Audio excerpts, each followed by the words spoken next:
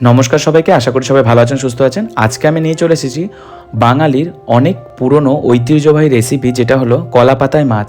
কিভাবে তৈরি করতে হয় সেটা আমি আমার মায়ের কাছ থেকে শিখেছি। তো ভিডিওটা শেষ পর্যন্ত দেখতে থাকুন। আপনারা নিজেদের পছন্দ মতন মাছ নিতে পারেন। আমি নিয়েছি পাঙ্গাস এবং ট্যাংরা মাছ।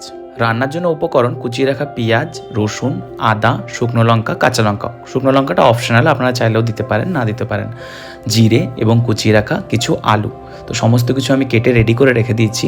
নেক্সট, এরপর একটা পাত্রে কুচিয়ে রাখা আলু, কুচিয়ে রাখা পেঁয়াজ, সমস্ত কিছুকে একসাথে একটা মিশ্রণ বানিয়ে নিতে হবে। তো তার জন্য আমি কিছু কুচনো টমেটোও দিয়ে দিলাম। এরপর অ্যাড করে দিলাম স্বাদ অনুসারে নুন, এবং তার সাথে হলুদ গুঁড়ি এবং ধনের গুঁড়ি এবং জিরের গুঁড়িটা অপশনাল, আপনারা চাইলে দিতে পারেন। দুটো কাঁচা লঙ্কা, কাঁচা লঙ্কাগুলো চিড়ে দিতে পারেন এবং গোটাও দিতে পারেন।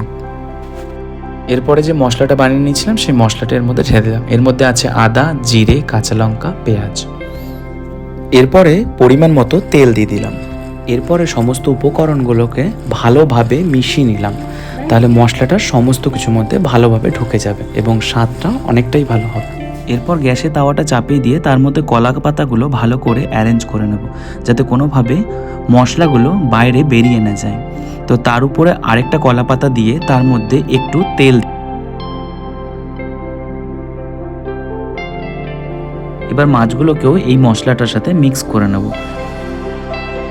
এরপরে কলা পাতার উপরে মাছগুলো ভালো করে দেওয়ার পর আর যে বাদবাকি মশলাটা তার উপর থেকে দিয়ে দিতে হবে। আমি কেন মাছটা নিচের দিকে দিচ্ছি, তাহলে মাছটা খুব তাড়াতাড়ি সেদ্ধ হয়ে যাবে।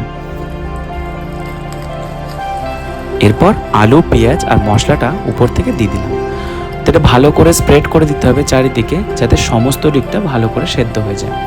এরপর এটাকে কভার করে দিলাম 30 মিনিটের জন্য। এবার 30 মিনিট হয়ে গেছে, আমি এবার ঢাকাটা খুলে নিয়েছি। তো ঢাকাটা খুলে দেখে নিচ্ছি চারিদিকটা ভালোভাবে রান্না হয়েছে কিনা। তো এটা খুবই সুন্দরভাবে রান্না হয়ে গেছে। এবার আমি এটাকে নামিয়ে নেব। এবার টেস্ট করে দেখার পর্ব সত্যি খুব অসাধারণ হয়েছিল। আপনারাও ঘরে ট্রাই করে দেখতে পারেন।